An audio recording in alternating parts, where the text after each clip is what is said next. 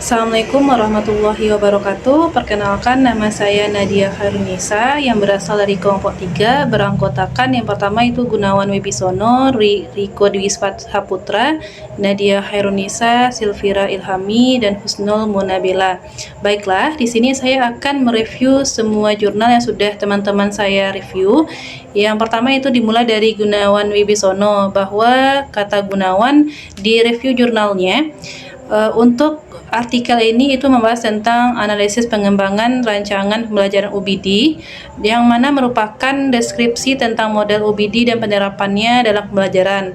Jadi 6 aspek pemahaman yang harus dipahami siswa itu ada menafsirkan, kemampuan aplikasi, kemampuan memiliki perspektif, kemampuan berempati, dan kemampuan memiliki pengetahuan diri sendiri.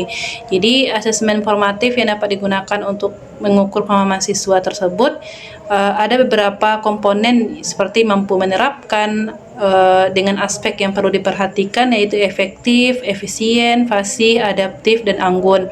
Jadi pada aspek efektif itu peserta didik diharapkan dapat mampu menjalankan pekerjaan dengan benar.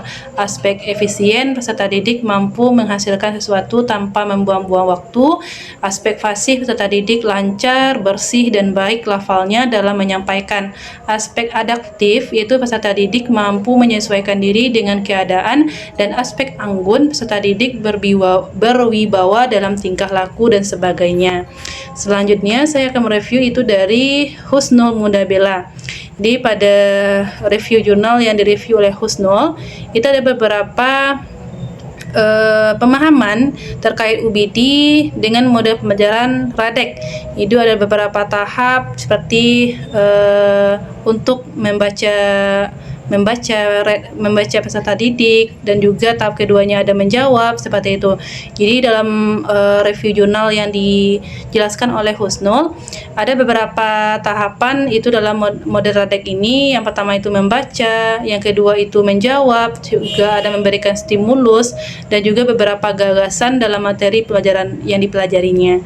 Selanjutnya saya akan membahas review jurnal terkait Silvira Ilhami, yang mana pada review jurnal Vira itu dapat disimpulkan bahwa hasil data yang diambil pada jurnal yang direview itu mendapatkan respon yang sangat positif ya. Jadi penggunaan aplikasi dan juga bagaimana dalam mengoreksi, mengelola data dan melaksanakan analisis hasil penelitian. Jadi beberapa kelemahan yang dapat dijadikan aspek kelemahan itu adalah menggangguan jaringan internet. Selain itu, penggunaan aplikasi ini memudahkan siswa untuk menyontek dan bertukar jawaban. Namun hal ini bisa diatasi dengan melakukan pengawas lebih ketat. Selanjutnya itu review jurnal dari Nadia Khairunisa. Di sini Nadia menjelaskan di review jurnalnya bahwa pada pelaksanaan kurikulum Merdeka itu yang sangat mencangkup bagaimana pemetaan standar kompetensi Merdeka Belajar dan asesmen kompetensi minimal. Jadi dalam kurikulum Merdeka banyak aspek yang harus diperlukan, dan juga pada penelitian ini yang menggunakan prinsip UBD dalam pembelajarannya, maka beberapa menggunakan pendekatan kualitatif dengan metode penelitian studi literatur, dan juga mencatat serta mengolah bahan penulisan yang didapat dari berbagai sumber yang diperoleh.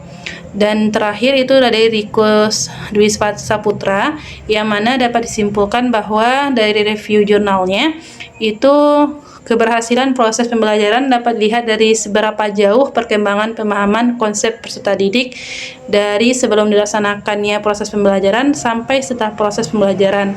Jadi di sini Bang Riko menjelaskan dalam review jurnalnya bahwa dalam peserta didik juga dikatakan belajar bermakna dengan beberapa konsep berupa fakta-fakta, konsep-konsep maupun generasi yang telah diperoleh atau bahkan dipahami sebelumnya.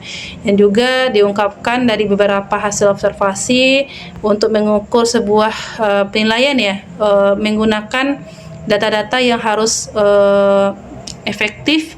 Seperti pada kelompok kami itu pembahasan terkait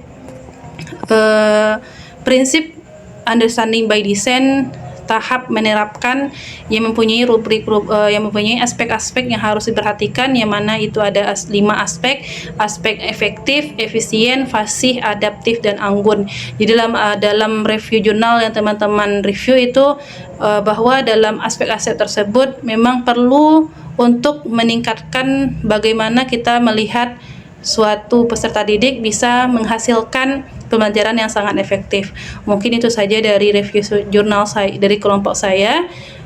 Saya ucapkan terima kasih. Assalamualaikum warahmatullahi wabarakatuh.